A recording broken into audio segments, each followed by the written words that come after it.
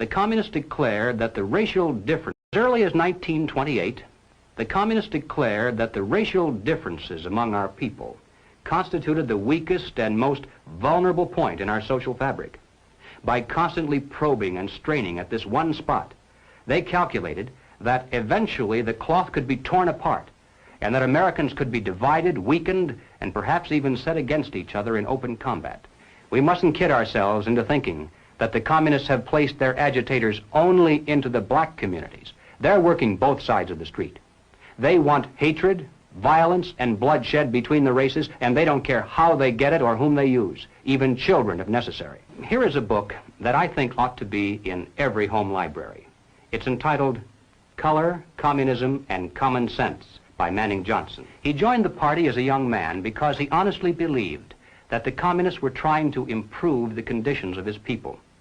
He was a dedicated communist, and eventually he rose to one of the highest ranks. But after many years, he discovered that instead they were merely planning to use his people in a bloody revolution to destroy America. And when he woke up to this, he dropped out of the party and devoted the rest of his life trying to alert his fellow citizens of all races to the true nature of the Communist Party as he knew it to be from the inside. Manning Johnson said, "Black rebellion was what Moscow wanted.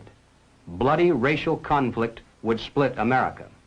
During the confusion, demoralization and panic would set in. Then finally the Reds say, workers stop work. Many of them seize arms by attacking arsenals. Street fights become frequent. Under the leadership of the Communist Party, the workers organize revolutionary committees to be in command of the uprising. Armed workers seize the principal government offices, invade the residences of the president and his cabinet members, arrest them, declare the old regime abolished, establish their own power." Now, here is a piece of vicious communist propaganda that perhaps some of you have seen. It's called The Crusader. It's written by Robert F. Williams, one of the organizers of the Revolutionary Action Movement. In this issue of The Crusader, the communists call not only for extensive chaos within the cities, but for putting to the torch every village, every forest, every field, and every barn. The plan is for raging fires from one city to the next. The reason? Well, first, there's the value of sheer destruction. Secondly, it would force us to deploy our defenses and rescue units over the widest possible area. The communists point out that as long as our police and National Guard remain concentrated, they're invincible. But if they can be forced to spread out over the entire city and into the countryside as well, then they can be picked off from ambush one by one.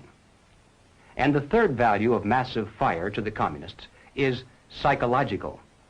The average American, they say, soft and decadent, when he sees billows of black smoke rising from one horizon to the other, when at night the only light he has to see by is the flickering red from flames leaping into the sky, he'll become paralyzed with fear and panic. He'll run away and hide and do nothing to interfere with the guerrilla bands as they strike at the community's power centers. The Crusader explains how to set up sniper units in crowded metropolitan areas, how to manufacture jumbo Molotov cocktails, the gallon jug size, and how to mix the gasoline with certain ingredients to make it burn like napalm, how to pour gasoline into utility manholes in the streets to set fire to the main telephone cables, how to put sulfur tips from matches into air conditioning units and blow up large buildings, how to ignite gas mains and oil storage tanks. It explains how radio-controlled model airplanes can be used to fly explosive charges over heavily guarded fences into gasoline storage areas or munition stockpiles. It even calls for infiltration into the National Guard units, revolutionaries posing as non-militants for the purpose of getting free military training and for gaining access to critical military supplies and heavy weapons. And then, finally, Robert Williams says this: any all-out minority revolution must create a state of crisis wherein almost all of the male population would be forced to remain in their homes to protect their property and families. The middle class is very large, but it is not accustomed to deprivation and terror. Because of its affluence, it has waxed soft. It has no stomach for massive fire, blood, and violence. the motive force behind its life drive, is its endless pursuit of prestige, conspicuous consumption, and sensual pleasure. A few years of violent, sporadic, and highly destructive uprisings will set the stage for the grand finale. After the stage is properly set through protracted struggle, America could be brought to her knees in 90 days of highly organized, fierce fighting, sabotage, and massive firestorm. Ladies and gentlemen, the plans and preparations for a communist revolution of force and violence are far advanced.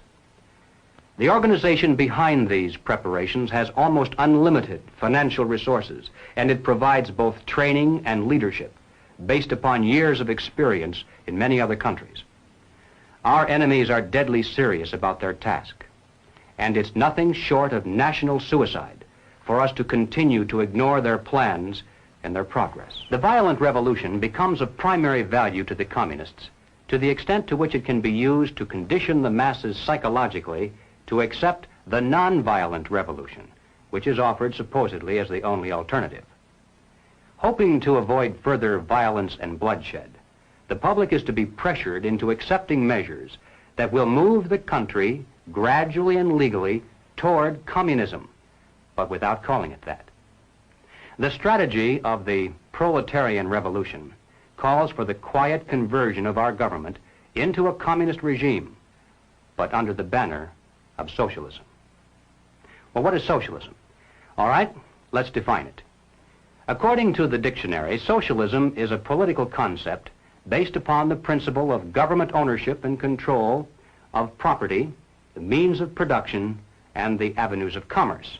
Under socialism, those who run the government, and the communists are confident that in America they eventually will be the ones who do so, those who run the government will know who is to get something and who has to wait, and that represents control over human beings.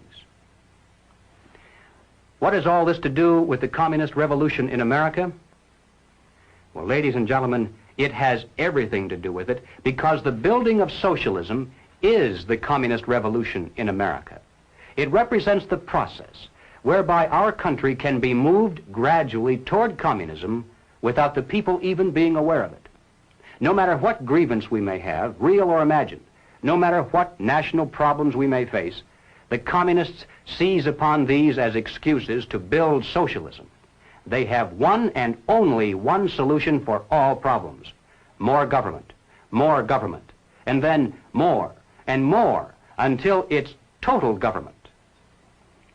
And forgive me for saying it one more time, total government is communism.